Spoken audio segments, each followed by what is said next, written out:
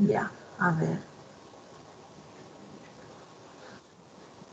Ahora sí, ya. Bueno, entonces habíamos hablado de la tiroglobulina, ¿no? De la MIT, de la DIT, ¿qué más? ¿No? Incluso les había mencionado acá del peróxido de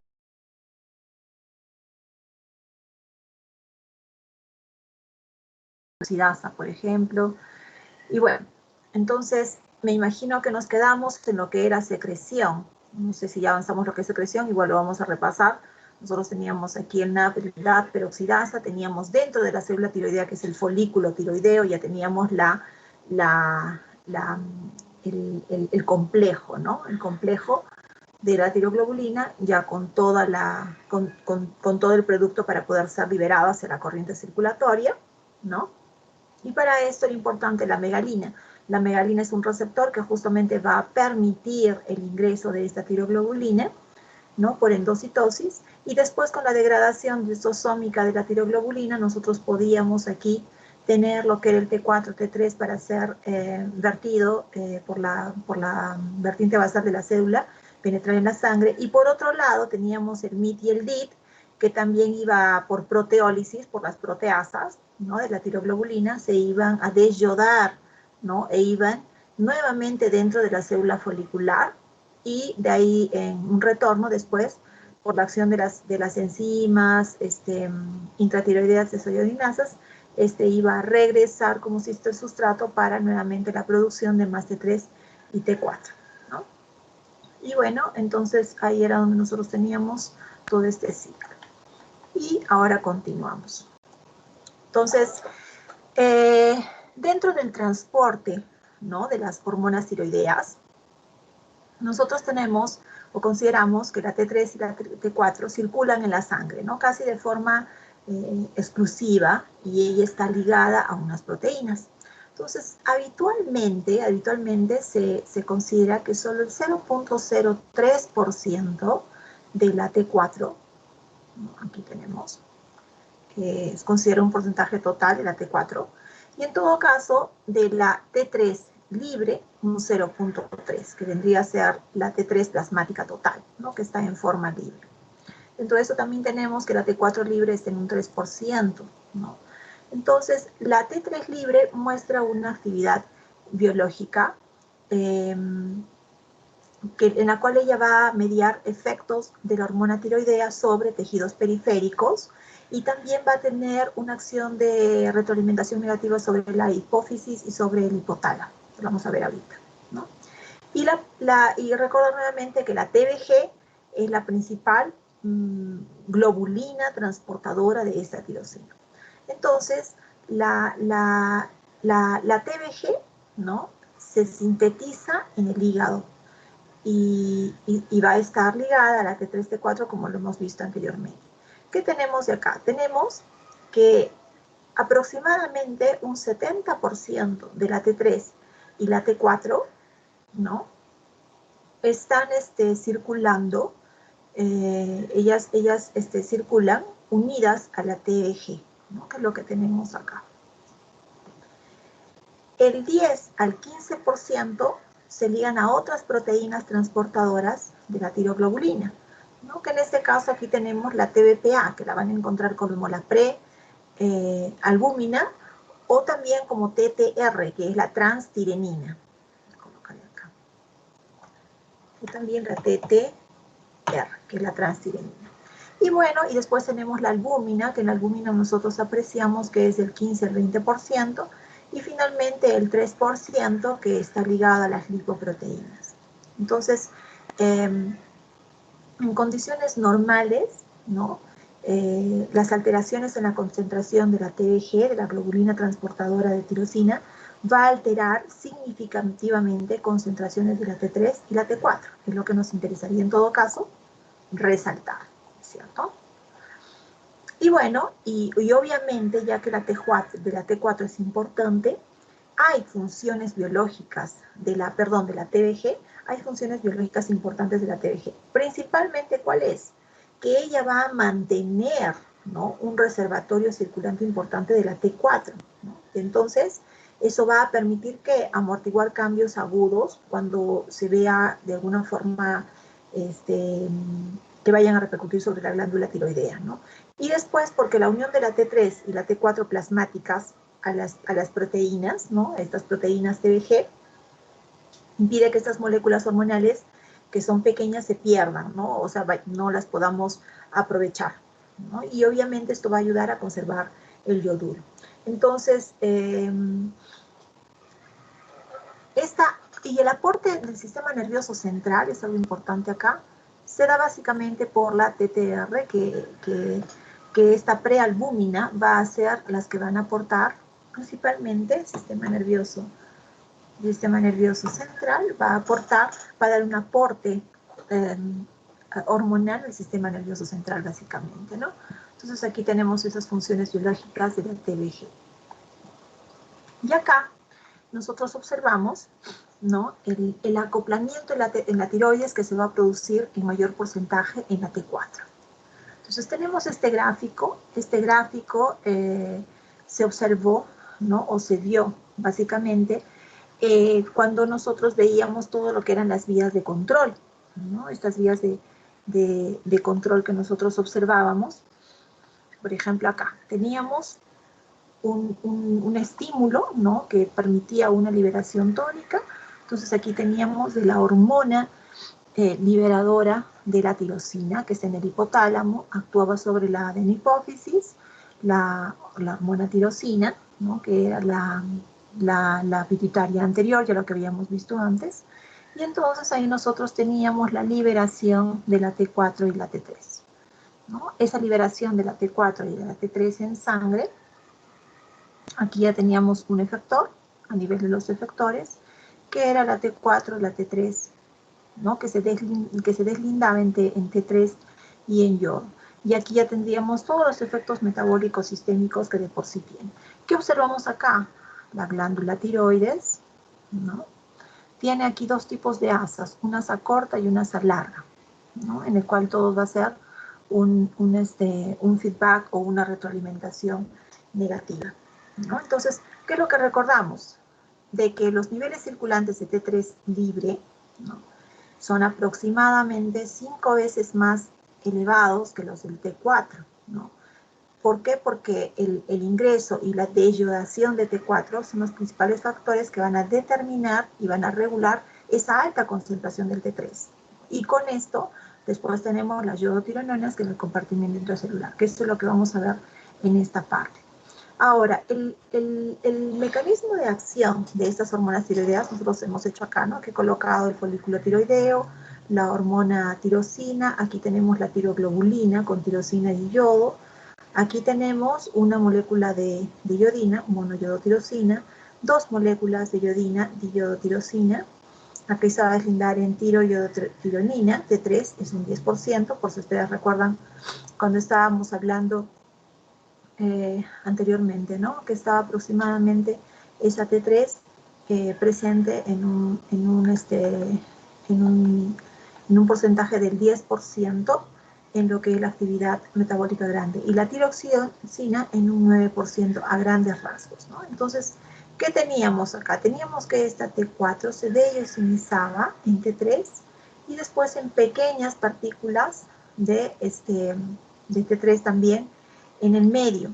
Entonces, las funciones, la actividad, digamos así, o el mecanismo de acción de la hormona es que la T4 va a limitar, ¿no?, a la T3 y la T4 libres. Entonces ellas van a penetrar dentro de las células a través de un transportador, ¿no?, para que pueda tener esta nivelación o estas cantidades de T3 adecuadas. Ahora, dentro de la célula, la mayor parte de la T4 se convierte en T3.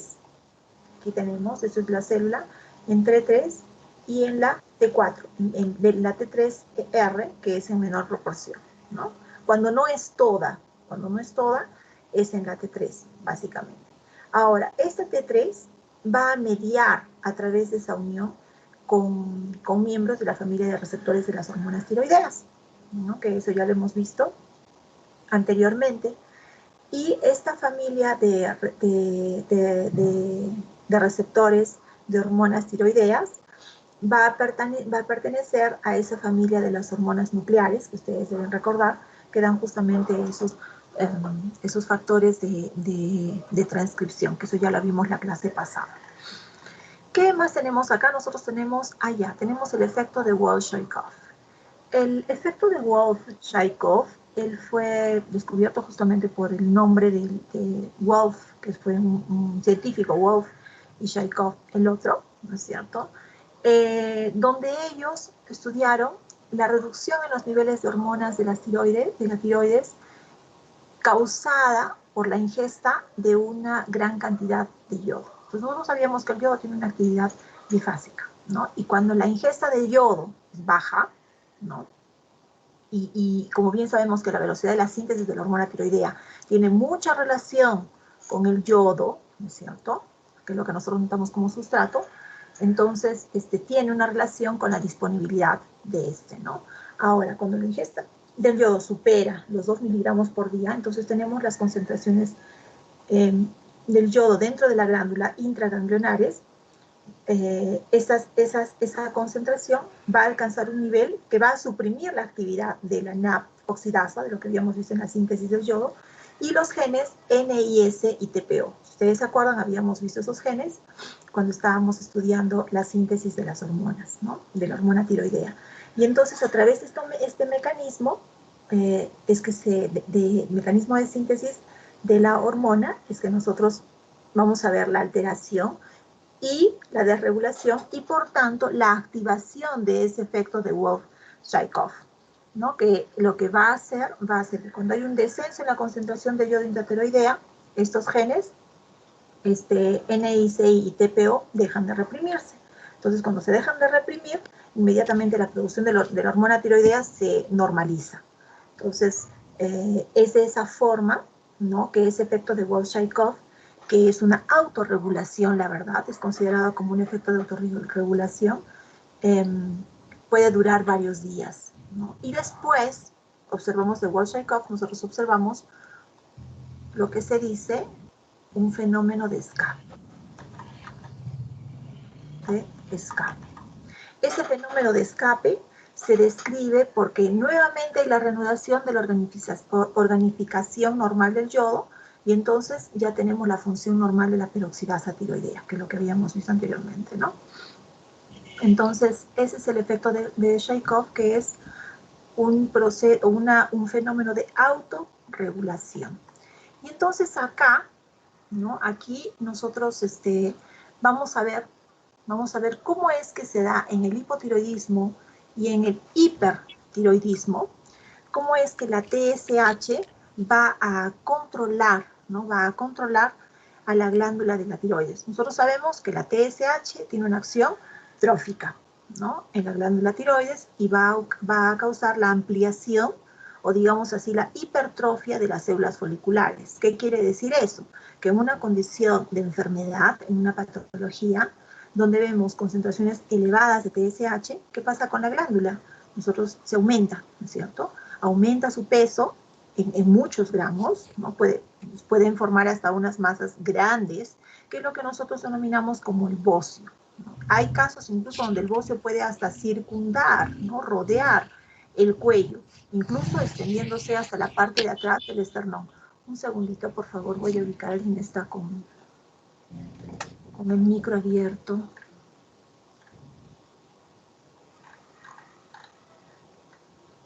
Por favor, ¿quién está con el micro abierto? Bien. Entonces es lo que llamamos justamente con esa hipertrofia. Ahora, ¿de qué es de lo que resulta ese bocio? Ese bocio es producto del exceso del estímulo de la hormona de la tiroides, ¿no? Entonces, esta hormona tiroides puede incrementarse, este bocio, esta hipertrofia puede estar en lo que es hiper e hipotiroidismo, ¿no? Entonces, ¿cómo hacer la distinción, ¿no? ¿Cómo es que un hipotiroidismo, hipertiroidismo podrían ser ambos asociados al bocio. Nosotros primero mencionamos acá, ¿no? Y vamos a justamente ver este proceso. Aquí vemos, vamos a ampliar un poco. Aquí vemos el caso del hipotiroidismo, ¿no? En el hipotiroidismo, que es justamente producto de la disminución, como vemos acá, disminución de yodo en la dieta, ¿no? Si nosotros no tenemos yodo, la glándula de la tiroides no va a producir los hormonas de la tiroides, desde luego, ¿cierto? Aquí ya está. Entonces, bajas concentraciones de T3 y de T4 en la sangre van a interrumpir, desde luego, lo que habíamos estado viendo acá, miren acá, todas estas alzas o ese ciclo de control, ¿no? Esas vías de control. Entonces, se interrumpe la retroalimentación negativa en el hipotálamo y en la adenipófisis, ¿no? Que es lo que nosotros tenemos aquí. Como entonces acá tenemos, interrumpe, no aquí este nivel, no va a haber la alza corta ni la alza larga. Entonces, la secreción de la hormona de la TSH, ¿qué va a hacer? Va a incrementar un montón, bastante, porque aquí no tenemos la alza. Entonces, aquí tampoco, ¿no? Entonces, nosotros lo que tenemos, perdón, aquí no tenemos la alza. Entonces, como no tenemos aquí esta secreción, esta liberación de la TSH, incrementa bastante, ¿no? Y el estímulo de la TSH va a ampliar justamente lo que es el bocio. Aquí está. Vamos a ver aquí. Va a ampliar justamente el crecimiento o la hipertrofia de esa glándula, dando lo que nosotros conocemos el bocio. Ahora, en el caso de la hipertrofia, la glándula no va a poder obtener yodo, ¿no? para producir la hormona. Entonces, los pacientes van a estar con el hipotiroidismo. Y ahí el paciente va a tener los síntomas clásicos del hipotiroidismo, que lo vamos a ver en un momento. Cuando nosotros observamos el aumento de la glándula, ¿no es cierto? También puede ser inicio de una hipersecreción, que en este caso es un hipertiroidismo. Aquí en el hipertiroidismo, un ejemplo, la enfermedad de Graves, por ejemplo, el organismo va a producir anticuerpos que son las TSI, ¿no? TSI, que la TSI son las inmunoglobulinas estimulantes de la tiroides, ¿no? ¿Qué pasa con estos anticuerpos? Estos anticuerpos se van a combinar con los receptores de la TSH, y esto es en la glándula de la tiroides, y entonces en esa situación se va a ampliar la glándula, ¿no? Y va a haber un mayor estímulo en la producción de la tiroides. Aunque lo que tenemos acá va a ser mayor justamente por las TSI. TSI. Perfecto. Entonces aquí en la enfermedad de Graves, por ejemplo, la retroalimentación negativa, nosotros teníamos, ¿no? una retroalimentación negativa interrumpe la secreción de la TSH, ¿no? Entonces, como interrumpe la secreción de la TSH, ¿qué tenemos? Normalmente, fíjense acá, nosotros teníamos TSH y veníamos para T3. Y esa era una retroalimentación, una vía de control negativo. Como no está, aquí tenemos un blanco. Entonces, como nosotros tenemos ahí un blanco, se interrumpe, ¿no? esta vía de la TSH, de la TRH, y entonces el cuerpo no va a hacer nada para bloquear esa actividad. Y entonces ahí tenemos que la TSH, justamente por este TSI en la glándula, nosotros en la acción de la glándula tenemos que comienza a liberar la T3 y la T4. Y aquí, por ejemplo, también en la enfermedad de Graves, en lo que observamos la exoftalmia. Entonces, sí, en nuestro organismo, evidentemente, nosotros tenemos que hay un incremento de la T3 y la T4 y se activan estas alzas, la alza corta y la alza larga, pero acá está interrumpido por las TSI, que es lo que nosotros observamos. Y bueno, entonces consideraciones, ¿no? Aquí yo les hago una consulta, ¿no? En la tiroidectomía de un módulo, esta es una pregunta, ¿no? En la tiroidectomía de un nódulo canceroso en un paciente que luego fue medicado con un comprimido que contiene T4, solamente T4, ¿no? Sin embargo, yo les hago la pregunta, ¿no? La forma más activa de la hormona es la T3. Entonces, ¿por qué el paciente no desenvuelve señales de hipotiroidismo? En este caso, ¿por qué?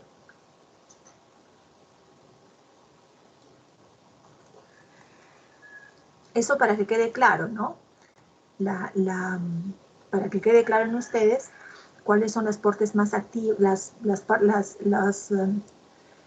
los productos más activos en el metabolismo de la hormona tiroidea.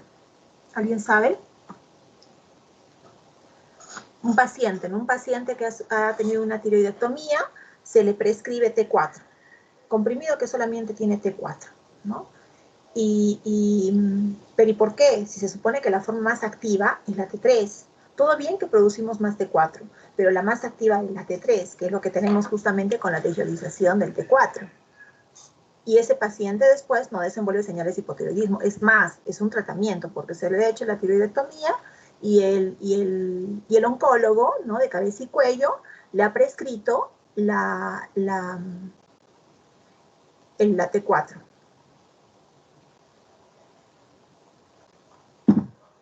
Puede ser una levotiroxina de 100, por ejemplo. Levotiroxina de 100, de 150, de 200, es más para casos de tiroidectomías. ¿Alguien se anima a contestar?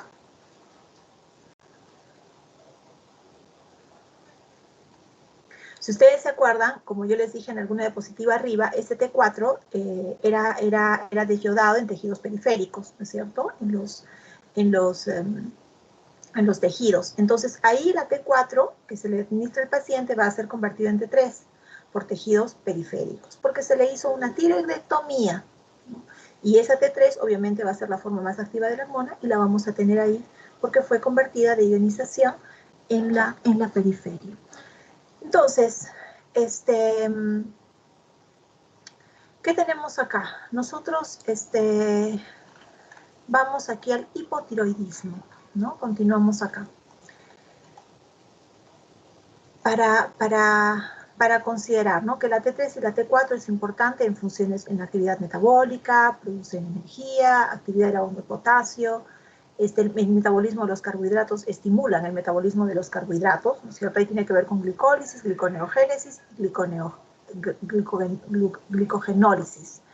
Estimula, tiene que ver con el crecimiento del organismo, ¿no? Eso es en los niños y del cerebro, ¿no?, en el caso del periodo fetal. ¿Alguien se acuerda cuando digo en el periodo fetal, crecimiento, con hormona de crecimiento, jóvenes?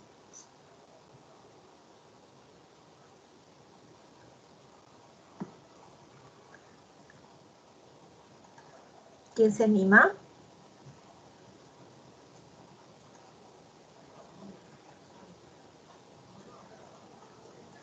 ¿No se acuerdan de la IGF-2? Teníamos la IGF-1 y la IGF-2. La IGF-2 era justamente donde yo les mencioné que se producía en el periodo fetal, ¿cierto? Bueno, y después aquí vamos a hablar un poquito del hipotiroidismo, ¿no? El hipotiroidismo, la causa principal es que lo que nosotros podríamos decir un factor precipitante, pero en términos generales puede estar dado por una disgenesia de la glándula de la tiroides. Vamos a colocar acá.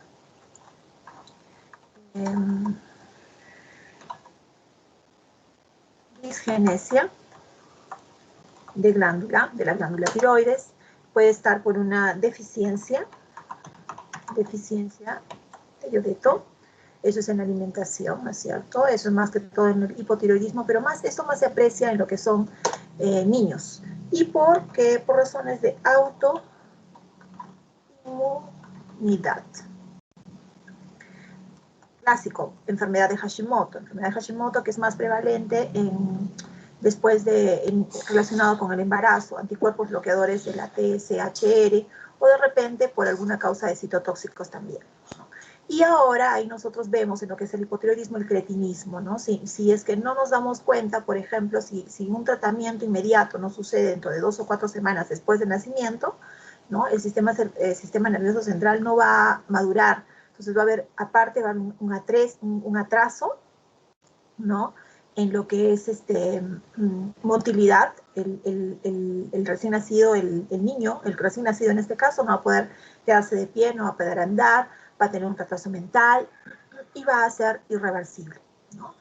Y bueno, y aquí con el hipotiroidismo el paciente tiene, por ejemplo, sueño, tiene fatiga, es lento muscularmente, aumenta de peso. Por ejemplo, en lo que es aumentar de peso, característico es a nivel de encía. En encía se ve una hiperplasia, una encía crecida, aumentada, como inflada. Tiene constipación, tiene una lentitud mental, lo que es frecuencia cardíaca reduce, débito cardíaco reduce, incluso presentan arteriosclerosis también, ya cuando es un poco más extremo. En recién nacidos, bueno, en bebés teníamos el cretinismo. Y después, bueno, tenemos el mixedema también, ¿no? Por la acumulación de mucopolisacáridos en los tejidos. Y hay una intolerancia al frío. Tiene la piel seca, tiene frío realmente demasiado, incluso baja la sudoración e incluso hay una ptosis. Y acá lo que les coloco, por ejemplo, ¿no? En el caso de este gráfico, tenemos que el hipotiroidismo, bien está acá, puede haber un factor precipitante, ¿no? Que ya es lo que yo les he hablado, como factores precipitantes, podemos tener diversos factores, ¿no? Que están acá. Vamos a colocar mejor aquí. No están todos, son algunos, ¿no? Factores precipitantes, que no necesariamente va a ser, pueden ser más, pero en fin, disgenesia, deficiencia de yodo y autoinmunidad, que ahí son varios. Entonces, ese factor precipitante va a disminuir el T4, va a disminuir la T3, ¿no? Y primero T4, después T3, y van a tener acciones sobre el sistema nervioso central, disminuye la termogénesis, hay hipotermia, alteración del estado mental, respiratorio, disminuye la sensibilidad a la hipercapnia y la hipoxemia, hay insuficiencia respiratoria, ¿no? Después tenemos incluso anoxia cerebral, ¿no? Aquí en lo que es cardiovascular, disminuye el ionotropismo, entonces ahí tenemos bradicardia. Disminuye el gasto cardíaco, vasoconstricción, el volumen sanguíneo disminuye y hay menor presión arterial. Obviamente eso va agravando, ¿no? El cuadro. Y renalmente hay un aumento de la permeabilidad vascular, incrementa la retención de agua, ¿no? Por eso la persona también está aparentemente obeso, ¿no? Y ahí aparecen edemas, el rostro está edematizado, vemos en la encía, ¿no? Hiperplásica, una hipornatremia. Todo esto, en un caso no tratado, puede dar en un coma mixedematoso. Y bueno, en lo que es el hipertiroidismo, no está acá, pero en el hipertiroidismo nosotros también vemos, vamos a colocar acá, en el hipertiroidismo,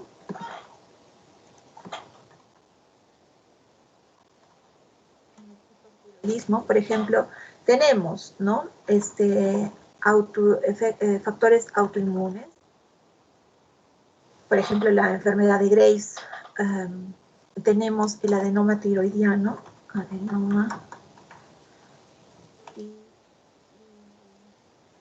¿no?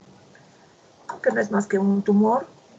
Tenemos también el tipo de adenoma de pleiotrofos, que eran los tipos de células que habíamos visto, pituitarios, en este caso son a nivel de la hipófisis, ¿no? Y eso obviamente, ¿qué va a hacer? Va a elevar la TSH, ¿no? Y en el caso del hipertiroidismo, ¿qué tenemos? Ahí la persona también tiene una exoftalmia, es una proptosis, ¿no? Variada, va a tener bocio, está muy excitada, agitación, incluso se ve hasta temblor en las manos, transpira bastante, tiene más hambre, ¿no? Va a haber mayor necesidad o demanda de líquidos, va a beber más agua, está incómoda en los ambientes que son más calientes, la persona pierde de peso muchísimo, ¿no? Es una drástica pérdida de peso, incluso consumiendo más alimentos, su masa muscular, ¿no? Disminuye, viene con debilidad muscular también, pueden presentarse incluso cuadros de diarrea, hay fatiga tan igual del hipotiroidismo, hay insomnio, la persona como está excitada está nerviosa, y cuando va a deglutir, cuando va a respirar tiene dificultad, eso también debido al bocio, hay una taquicardia sinusal, y bueno, hay un incremento del débito cardíaco contrarrestando con lo que habíamos visto, por ejemplo, en el hipotiroidismo, ¿no? Y entonces acá nosotros observamos en este cuadro lo que podemos ver en la hormona de la tiroides, ¿no? En la hormona de la tiroides, entonces, observamos las células de origen son las células foliculares, que en algún momento les dije que esas eran las unidades cuando estábamos hablando de ellas. La naturaleza química es una amina yodada, biosíntesis a partir del yodo y de la tirosina, ¿no? Formados y almacenados en la proteína tiroglobulina en la parte coloidal del folículo, que eso ya lo habíamos visto, ustedes lo deben recordar muy bien. Transporte en la circulación, se liga a la globulina ligante, ¿no? Que es a la tiroxina y a las albúminas. Vida media de 6 a 7 días para la tiroxina, que habíamos visto, y cerca de un día para las triodotironinas, ¿no? Hasta 24 horas, que también es relativo de acuerdo de acuerdo a la literatura, pero lo que sí es que una es mucho más que la otra, ¿no? Factores que afectan la liberación, es una liberación tónica. El eje de control, habíamos visto que la hormona liberadora de la tirotropina, ¿no? Que está acá, que está donde, en el hipotálamo, vamos a ver aquí, que está donde en el hipotálamo, seguía vía del eje hipotálamo-hipófisis, seguía la vía de la hormona estimulante, aquí tenemos la hormona estimulante de la tiroides, que está en la adenohipófisis pituitaria anterior, de ahí seguía la vía de la T3 y la T4, que ella es el producto tiroides, de la tiroides, y de ahí teníamos la T4, esa T4 de iodina en los tejidos, ¿para qué? Para desiodinizarse y tener la formación o la forma activa, que es la T3. Y las células blanco-dianas, aquí tenemos la mayoría de las células corporales. Receptor diana, como habíamos visto en la anterior clase, ya la primera parte, tiene un receptor nuclear. La acción cuerpo y tejidos, tenemos que hay un mayor consumo de oxígeno, ahí tenemos que la termogénesis, catabolismo proteico en adultos y anabolismo en lo que son niños, y también es importante para el desenvolvimiento normal del sistema nervioso. Acción a nivel celular, incrementa la actividad de las enzimas metabólicas y de la sodio-potasio ATPase. Acción molecular, producción de nuevas enzimas, retroalimentación regulatoria. La T3 tiene una retroalimentación negativa por efecto de la adenohipófisis y del hipotálamo. Un instante, por favor.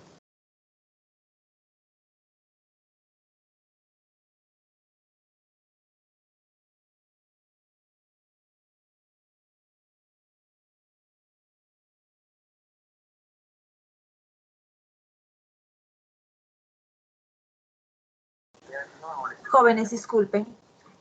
Bueno, y ahora terminando lo que es la tiroides, nosotros vamos ahora a lo que es ahora córticos suprarrenales, ¿no?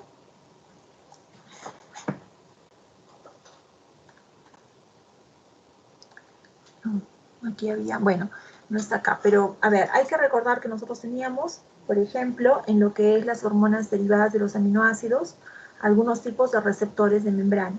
¿Qué es lo importante? Que en la hormona de la tiroides hay que considerar que hay receptores intracelulares, ¿no?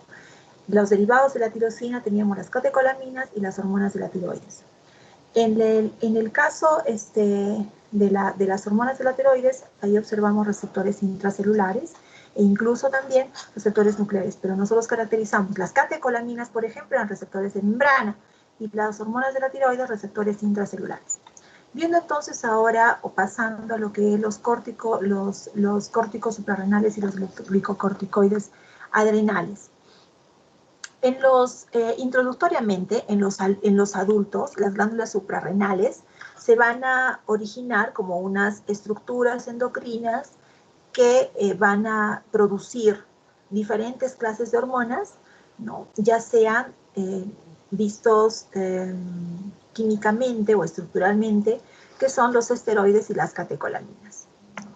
Ahora, son dos glándulas, ¿no? Que están localizadas sobre el polo superior de cada riñón. Cada una pesa en media unos 4 gramos, eso lo han visto en anatomía, entiendo, y tienen también así muy parecido a lo que habíamos estado viendo anteriormente, tienen tejido epitelial, tejido renal, tejido neural, perdón, tejido epitelial y tejido neural, como lo habíamos visto en la hipófisis. Ustedes se acuerdan que en la hipófisis vimos tejido epitelial, la adenohipófisis, y el tejido neural que era de la neurohipófisis, que era una extensión del hipotálamo. Entonces, hablando de córticos suprarrenales, en este caso, y glicocorticoides adrenales, nosotros hablamos de la hormona de la adrenalina, que es un grupo de las catecolaminas, y la adrenalina, básicamente nosotros la vemos en lo que es la respuesta rápida ante situaciones de estrés, ¿no? Lo que les decía, por ejemplo, están caminando, los asaltan, están en la casa, ingresan a la casa, inmediatamente sienten cómo se enciende todo su cuerpo, el cerebro, hay una serie de reacciones, latidos del corazón. Entonces ahí inmediatamente, si hacemos un dosaje, vamos a ver que hay disminución de la glucosa, una hipoglucemia, ¿no? En el ejercicio, por ejemplo, que más adelante también lo vamos a ver. Entonces la adrenalina va a regular muchas situaciones fisiológicas, también lo que es el metabolismo energético, el gasto cardíaco, ¿no? Y el estrés, considero así, es un secretagogo, así es como se dice, un secretagogo importante de la hormona, en todo caso aquí de lo que es de la hormona esteroidea, que tiene la acción prolongada del cortisol, que es lo que vamos a ver después también, ¿no? Y en el caso del cortisol, ella va a regular la utilización de la glucosa, lo que es una homeostasia inflamatoria, va a tener una acción sobre el inmunitaria, digamos, y otros más. La aldosterona, por otro lado, de las glándulas suprarrenales, ya la habíamos visto antes, ella tiene que ver mucho con la homeostasia del cloruro de sodio y la sal, el volumen, ¿no? Y es una hormona esteroidea. Y después tenemos los precursores de los andrógenos, la deshidroepiandrosterona, que es la DHEDA, EDAS, que la vamos a ver, que tiene un papel importante en la síntesis de los estrógenos fetoplacentarios, y también es un sustrato para la síntesis de andrógenos periféricos en el caso de la mujer. Entonces ahora centrándonos en lo que es las principales hormonas adrenocorticales. En las hormonas adrenocorticales, aquí les he colocado un gráfico, ¿no? una figura, y nosotros observamos que en la porción externa de la glándula suprarrenal, nosotros tenemos aquí un corte, ¿no? La glándula, y aquí se ha hecho un corte, en definitiva, ¿no? Y esta porción de la glándula suprarrenal se está viendo acá, ¿no? Entonces, ahí nosotros observamos que hay una zona glomerulosa que va a producir la aldosterona, la zona fascicular, ¿no? La zona fascicular, que es los glucocorticoides, y la zona reticular, que está relacionada con la DHEAS, que les había explicado, que es la reticular andrógenos, y los suprarrenales, que es la dehidroepiandrosterona. Todas esas son hormonas esteroideas, diferente a estas que son las catecolaminas, que es la médula, ¿no? Y en este caso ahí nosotros observamos que son unas células cromafines, ¿no? Y tiene que ver con la adrenalina y con la noradrenalina. Este corte, entonces, tenemos aquí la médula, que está en este sentido, en esa dirección está, y con la corteza.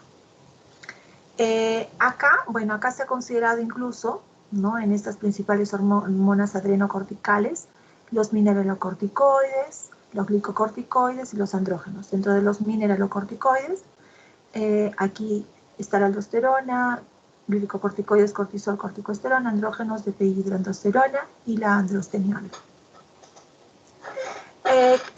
Observamos, por ejemplo, que eso ya en los adultos, ¿no es cierto? Nosotros vemos que en la zona glomerular, que está más relacionada con los mineralocorticoides, esta capa es mucho más delgada, si ustedes la ven acá, esta capa es más delgada comparada con las otras, ¿no?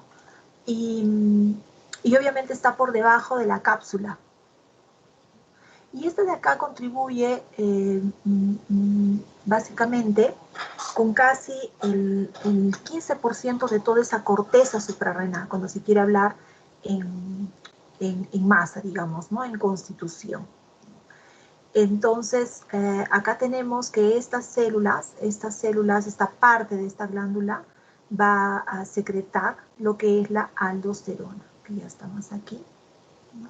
Porque tiene, aquí ya más adelante vamos a ver por acción de la aldosterona sinteasa, ¿no? Y bueno, aquí vemos el sistema renina-angiotensina-aldosterona, se hablará de la angiotensina 2, potasio, en fin, todo lo que hablamos. Aquí en la zona fascicular, que son los glucocorticoides, esta es una zona media, digamos así, y es la más ancha porque constituiría el 75%. Digamos acá, ¿no? Este es el 75% en lo que es el tamaño o el espesor, digamos. Este de aquí es el 15%. ¿No?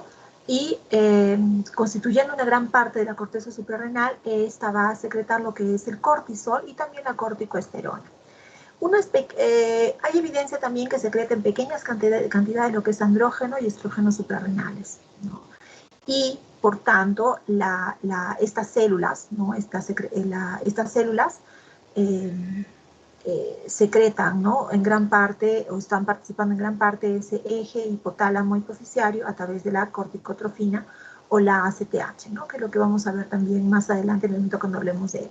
La zona reticular, que tiene que ver con los andrógenos y los suprarrenales, específicamente y hablando acá de los andrógenos suprarrenales de hidroepiandrosterona, que es la de HEAS, ¿no? Y la androsteniona, y pequeñas cantidades de estrógeno y de glucocorticoides. Entonces, y después finalmente nosotros acá tenemos en la médula, que es lo que vamos a hablar, que son las catecolaminas, ¿no?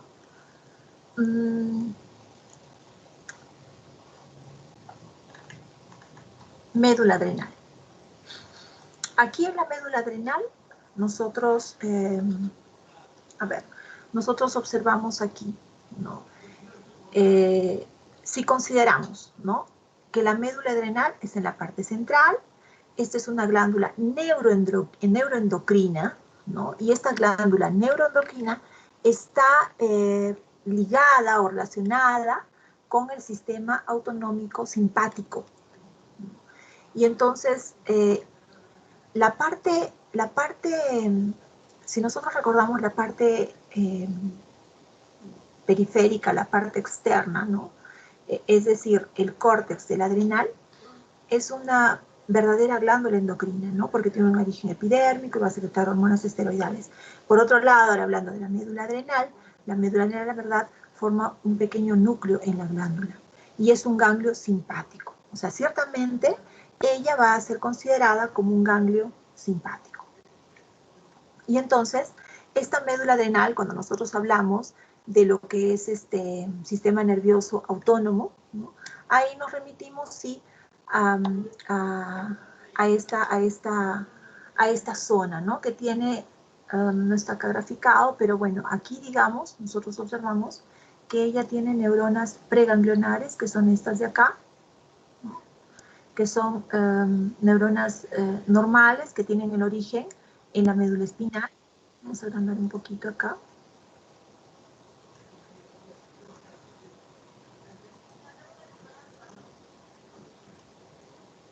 Ahí está, ¿no? Nosotros, ¿qué tenemos aquí? Nosotros observamos que ella tiene neuronas preganglionares. Aquí está, ¿no? Y estas neuronas preganglionares tienen un origen, ¿dónde? En la médula espinal.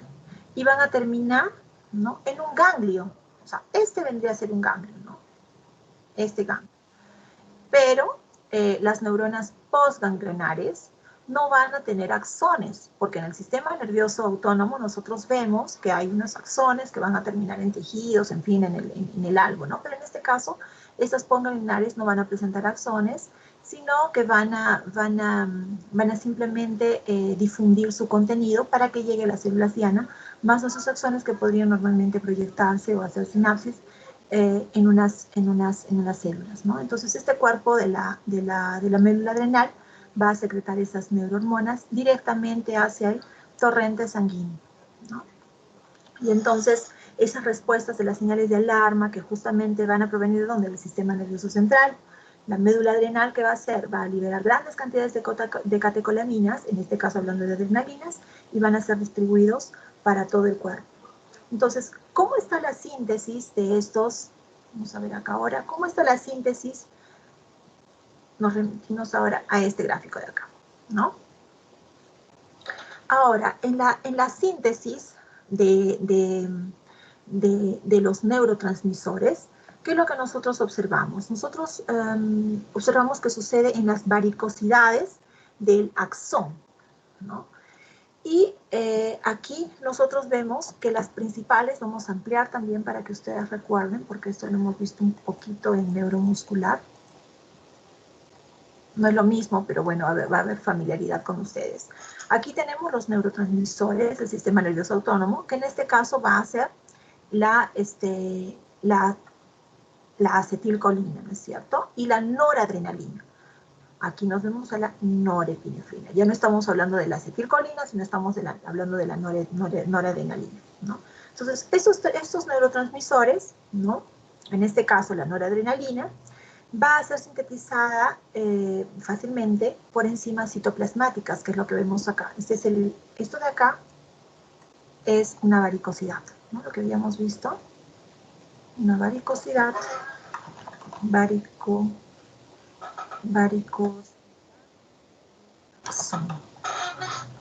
¿sí? Entonces va a ser sintetizada aquí, ¿no es cierto?, por enzimas citoplasmáticas. Luego van a ser empaquetadas en vesículas, eso es muy familiar para ustedes. Ahí van a ser almacenadas. Y luego el calcio va a ser liberado a través justamente de canales voltaje dependientes, ¿no? Nosotros tenemos aquí canales voltaje dependientes, que vino un potencial de acción, miren, vino el potencial de acción, activó estos canales de voltaje dependientes, ingresó calcio. ¿Y qué hacía el calcio? El calcio generaba una alteración conformacional que hacía que esta vesícula se distalizase y liberase al espacio sináptico por exocitosis su contenido, que en este caso vendría a ser justo la noradrenalina, ¿no? Entonces, aquí nosotros vemos este potencial, los canales de calcio voltaje dependientes. Aquí tenemos liberación del contenido de las vesículas, que es la noradrenalina. Aquí, ¿qué observamos? Aquí observamos inmediatamente que se va a combinar o se va a unir con un receptor adrenérgico. Ojo, ya ahorita lo vamos a ver. Hay diferentes tipos de receptores adrenérgicos, ¿no? Entonces, ese receptor adrenérgico va a actuar a través de, es un receptor adrenérgico que va a tener una proteína G. Ahorita lo vamos a ver. Y entonces, una vez que se une acá, nosotros que tenemos con la noradrenalina se va a difundir en todo el espacio sináptico. Y aquí tenemos la recaptación, ¿no? ¿Para qué? Para que sea transportada de vuelta, ¿no? En retorno hacia dentro del axón, ¿no? Que nosotros tenemos aquí que nuevamente retorna hacia el axón. Una pequeña parte, bueno, también aquí va a venir o se va a difundir en el torrente sanguíneo. Entonces, la otra parte que retorna aquí al axón, ¿no? Una vez que está aquí, la noradrenalina va a poder metabolizar, ¿no? Va a poder ser metabolizada nuevamente, ¿gracias a quién? A la MAO, ¿no? A la monooxidasa. Esta monooxidasa se considera más en lo que es las mitocondrias, o también, en todo caso, va a ser tomada de vuelta dentro de algunos organelos para poder después ser reutilizada y que forme parte de todo este proceso de síntesis. Y acá, para que ustedes recuerden, ¿cierto? Aquí teníamos, ustedes recuerdan acá,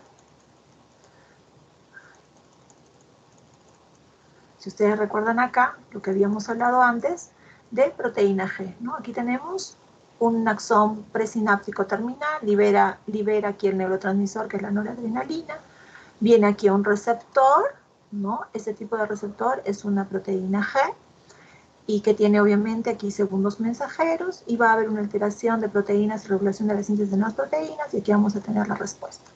Eso ustedes ya lo saben, por lo que hemos estado hablando la clase anterior. Y bueno, acá, entonces, en lo que es la médula adrenal, vamos a hablar de la síntesis, ¿no?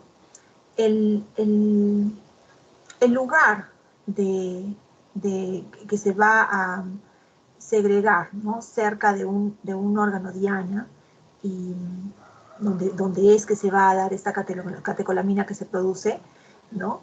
Esta catecolamina que es un neurotransmisor. Entonces, aquí hablamos de las catecolaminas medulares suprarrenales, que como ya les dije en aquel gráfico, ellas se liberaban, no tenían neurones postsinápticos, solamente presinápticos, que es el ganglio, y se liberaban directamente hacia la sangre y se comportaban como hormonas. Ojo, ojo, ojo, aunque la adrenalina circulante, ¿no?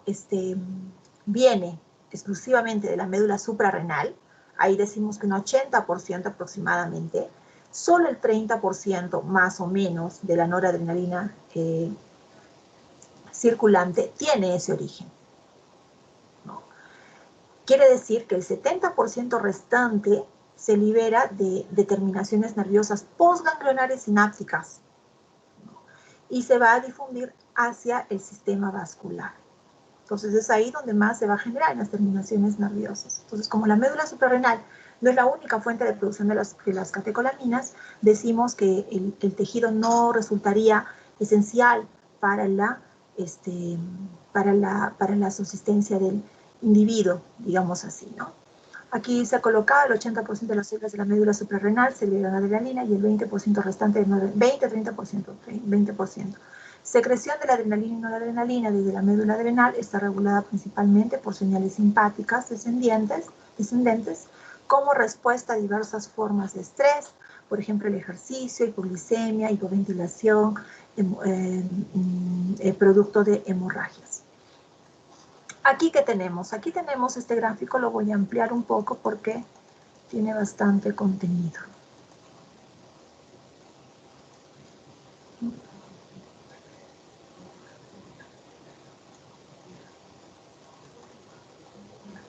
Algo importante que consideren en este cuadro, ¿no? En este cuadro lo que se está viendo es la síntesis, no la degradación, sino porque después les voy a mostrar otro gráfico para la degradación. Aquí vemos la síntesis, donde, ¿no? Van a observar unas letras rojas. Esas letras rojas que están en estos cuadros punteados, que son celestes, son los moduladores, ¿ya? Tenemos 3 moduladores, que en este caso es la estimulación simpática, la estimulación simpática que se repite y la estimulación de cortisol. La estimulación simpática va a tener una acción sobre la tirosina convertida en la dihidrofenilanina dopa, L-dopa. Y también se va a observar en lo que es la conversión de la L-dopa en dopa, estimulación simpática por estimulación simpática. Y cuando hablamos nosotros de la noradrenalina en la adrenalina, es una estimulación de cortisol, ¿no? Que serían los moduladores. Después aquí observamos también algunos que están en unos óvalos amarillos, que vendría a ser la síntesis, es decir, las enzimas, las que van a permitir, ¿no? la conversión de paso a paso en la síntesis de las catecolaminas, que en este caso decíamos que era la tirosina, gracias a la tirosina hidroxilasa, la TH, que va a convertir la tirosina en dihidroxifenilanina, que es la DOPA. Hay 4 isoformas, ¿no? que están en el citosol de las células cromafines, pero nosotros consideramos esta. Esta hidroxilación de la tirosina es el paso limitante en la biosíntesis de las catecolaminas. ¿Por qué? Porque la tirosina se encuentra regulada, ¿no? Entonces es lo que se considera ahí. Después acá nosotros tenemos la dopa descarboxilasa, ¿no? Aquí vemos cómo es que se transforma en dopa esta L-OPA, gracias a esta enzima de descarboxilasa de L-aminoácidos aromáticos, ¿no? Que es una enzima con poca especificidad de sustrato, ella está en varios tejidos, y una vez que tenemos formada la dopa, la dopamina, en el citosol, va a ser transportada activamente al interior de las vesículas granulares, que por eso están acá, gránulos de cromafin, donde va a continuar la biosíntesis de las catecolaminas. Hasta este momento, entonces, se estaba dando ¿dónde? En el citoplasma, que justamente son estos cuadros plomos, ¿no? Donde se están dando estos productos. Entonces, aquí en este momento tenemos lo que es la hidroxilación. Entonces, en la hidroxilación que tenemos, por la activación de la enzima dopamina beta hidroxilasa, que es esta de aquí, ¿no? Fenilalanina beta metiltransferasa. No, este es de acá. Tenemos aquí la dopamina beta hidroxilasa, ¿no? Que es la DBH, que es justamente esta enzima que va a producir la hidroxilación de la dopamina en noradrenalina. Entonces, esta hidroxilación, justamente que da la conversión y la aparición de la noradrenalina, requiere que se da, ya no en el citoplasma, sino que se da en los gránulos, requiere oxígeno molecular, ¿no? Es decir, que aquí consideramos, si es oxígeno molecular, utiliza el ácido ascórbico, y tiene también un factor importante que es un factor genético, ¿no? Y entonces acá vemos que está adentro, ya tenemos la adrenalina en los gránulos chromafins, ¿no? Y después esto de aquí nosotros tenemos que vamos a tener la noradrenalina va a ser liberada de estos gránulos, que son gránulos vesiculares de chromafins, al citoplasma, ¿no? Liberada otra vez, ¿no? Y continúa su formación de este otro producto, que es un producto principal en la médula adrenal, que sería la adrenalina o la epinefrina. Entonces, la mayoría de las células medulares suprarrenales, observamos que toda la adrenalina sale de los gránulos chromafines mediante una difusión facilitada. Y aquí nosotros tenemos lo que es la metilación, ¿no? La noradrenalina es metilada en nitrógeno por un, digamos, como producto de la adrenalina, ¿no? Y esto es por la acción de la PNMT, que aquí lo voy a leer incluso, que la fenilletanolamina N-metiltransferasa.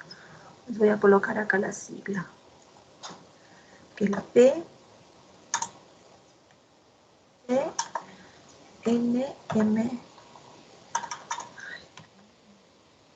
¿No?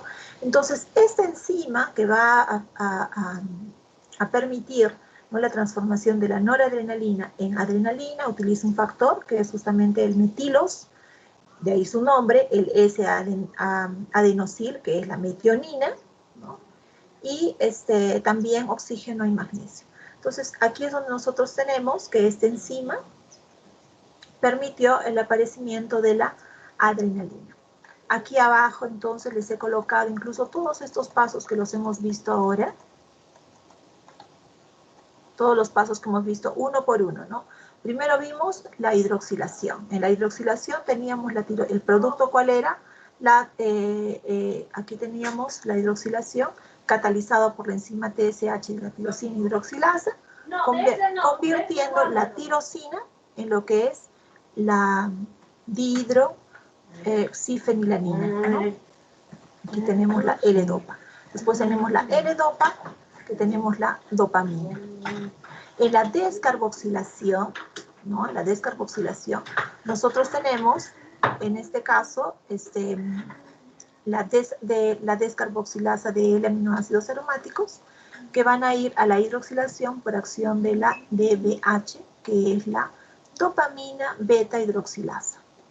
Entonces, hidroxilación, descarboxilación, hidroxilación, y finalmente la metilación, que tenía que ver con el PNMT.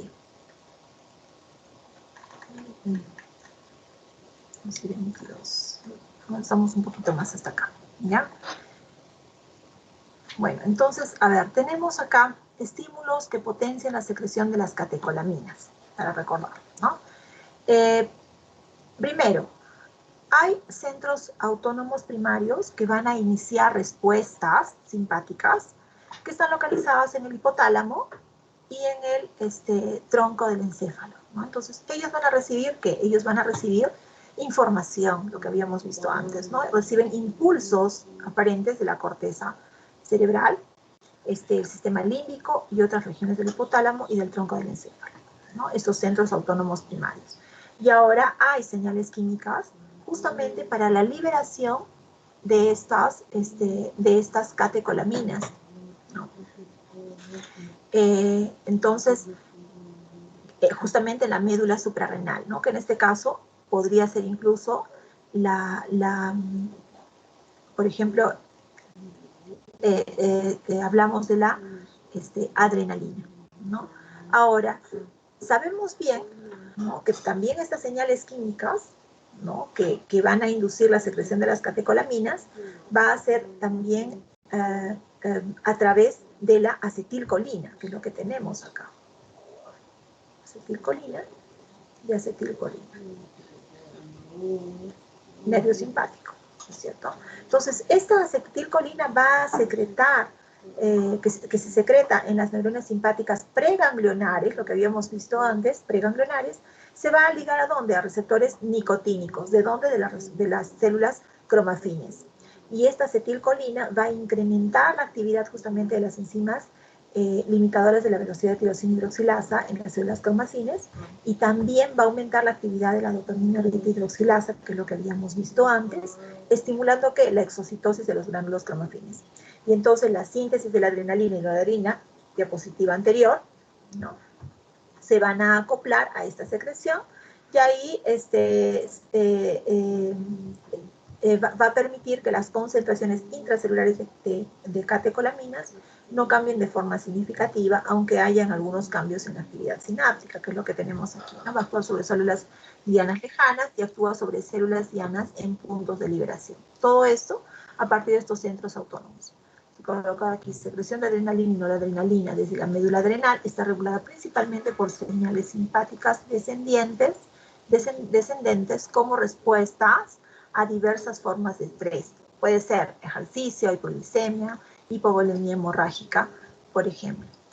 Aquí entonces, para que ustedes recuerden, ¿no?, la acetilcolina, por ejemplo, se ligaba a un receptor, y aquí teníamos el ingreso de lo que bien podría ser, ¿no?, de sodio o de algún ion. En este caso nosotros estamos hablando que se liga a receptores nicotínicos, ¿no?, un receptor nicotínico.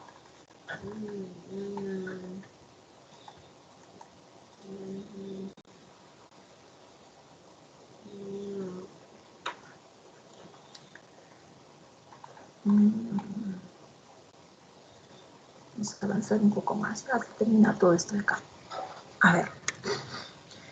Considerando estos tipos de receptores adrenérgicos, para lo cual mejor regreso acá, a este grafiquito, ¿no es cierto?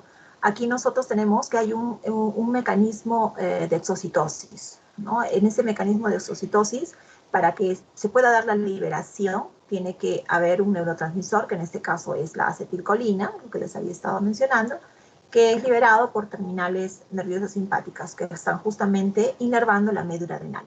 Entonces, esta acetilcolina, ¿no?, actúa sobre los receptores que van a ser los receptores nicotínicos. Y entonces ahí va a haber una despolarización de la membrana celular, va a aumentar la permeabilidad al sodio y va a haber un cambio conformacional, ¿no?, en las proteínas de la membrana plasmática, y va a permitir ¿qué? Va a permitir ingreso de calcio al interior. El incremento de este calcio, aquí intracelular, va a desencadenar, digamos así, la secreción de catecolaminas, como por exocitosis. Y entonces, de esta forma, va a haber una descarga, digamos así, de todo el contenido soluble del gránulo que habíamos estado hablando, ¿no? Recuerdan que era sintetizado en los gránulos. Ahí teníamos en los gránulos no solamente catecolaminas, también tenemos cromogramininas, péptidos opioides, hay diferentes, pero habíamos estado hablando solamente antes de los gránulos, y producto de este incremento en la concentración de calcio por exocitosis, nosotros vamos a tener una descarga de todo el contenido del gránulo al espacio extracelular. Y con eso, entonces, ahora sí vamos acá, para que ustedes recuerden primero este gráfico, ¿no? Entonces, es una ampliación, es recordar nada más, porque ustedes esto ya lo tienen. En este gráfico lo que he colocado, tenemos la adrenalina a un receptor. Ahora, ¿qué tipo de receptor? Este es un receptor que es tipo G, una tipo G estimulatoria, ¿no? Y ahora acá nosotros tenemos que, que tenemos porciones alfa, beta y delta. Entonces, los receptores alfa 1 adrenérgicos, que es lo que vamos a hablar acá, están localizados postsinápticamente, ¿no? Y entonces ellos tienen un papel importante porque regulan procesos fisiológicos que son importantes para poder ver lo que es contracción de músculo lisovascular, lo que es a nivel respiratorio largo bronquial o en todo caso la pared uterina. Entonces, estos receptores alfa se dividen en alfa 1, beta 1 y, perdón, los receptores que se dividen, ¿no? En alfa 1, beta 1 y los dopaminérgicos. Y estos tres están dentro de, acoplados a estas proteínas G, ¿no? Que por su vez estas proteínas G van a activar lo que es la fosfolipasa C, que es lo que ya se había visto antes, ¿no? Vemos acá ATP, CAMP, proteína sinasa A, proteína sinasa B, y esto ya lo habíamos visto antes, no lo vamos a mencionar. Y cuando vemos todo esto, continuamos con la fosfolipasa C, nosotros recordamos que el mecanismo de acción, ¿no? Y lo que va a provocar un incremento del calcio intracelular es justamente la unión del calcio-calmodulina, que va a mediar, va a mediar la liberación, ¿no? A través de la fosforilación de las cadenas livianas de miosina, incrementaba y permitía la liberación. En ese caso teníamos en el músculo liso, produce la contracción del músculo liso, por ejemplo, del bronquial y del uterino. Entonces, al calcio, ¿no? Gracias al calcio. Y entonces acá nosotros sí ya vamos a ver lo que está acá, que son los tipos, ¿no? De receptores. Tenemos receptores subtipo alfa, receptores beta, descritos ampliamente. Estos receptores alfa, ya habíamos visto que teníamos receptores alfa, receptores subtipos, ¿no? De receptores alfa 1 y alfa 2. ¿No?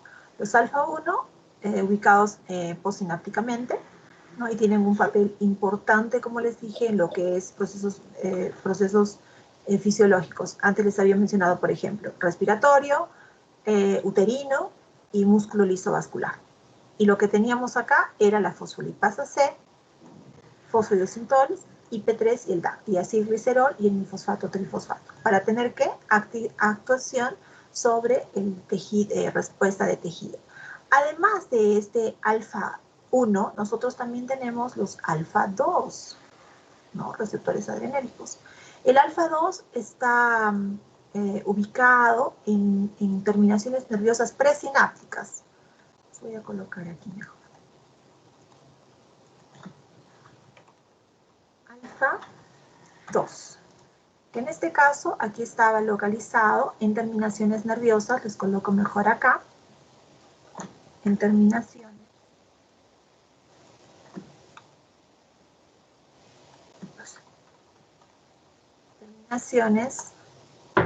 postsinápticas.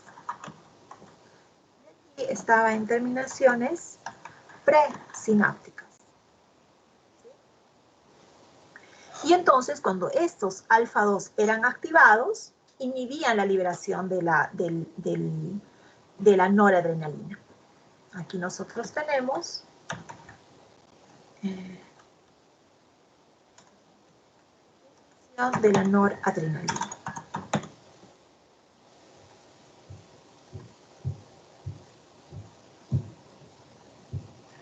Teníamos inhibición de la noradrenalina. Y bueno, los receptores también están subdivididos en alfa 2A, en alfa 2B y en alfa 2C. ¿No? Y están también ligados con una variedad de segundos mensajeros, ya dependiendo de cada caso. También están asociados a proteínas G y disminuyen la actividad de la amilatociclasa, ¿no? Y bueno, también están implicados en funciones postsinápticas y tienen un rol importante en la homeostasis de la presión sanguínea. Jóvenes, nos quedamos en esta parte de beta 1, beta 2, beta 3, ¿ya? Y el alfa 2, que bueno, estaba acá en la amilatociclasa, que ya está acá también considerado.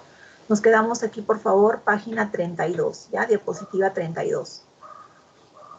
Un instante, por favor.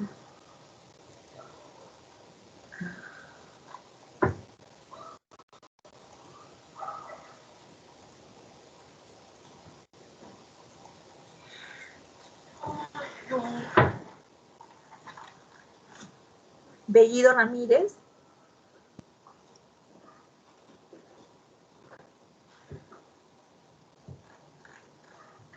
Flores Yauri.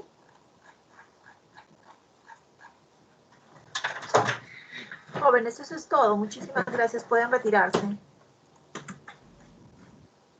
Doctora. Hasta luego, doctora. Hasta luego, Doctora, jóvenes. ¿Sí? Yo no he podido estar presente en la asistencia porque tuve problemas de conexión al inicio, entonces no sé si me podría considerar la asistencia el día de hoy. Su apellido. Gamarra.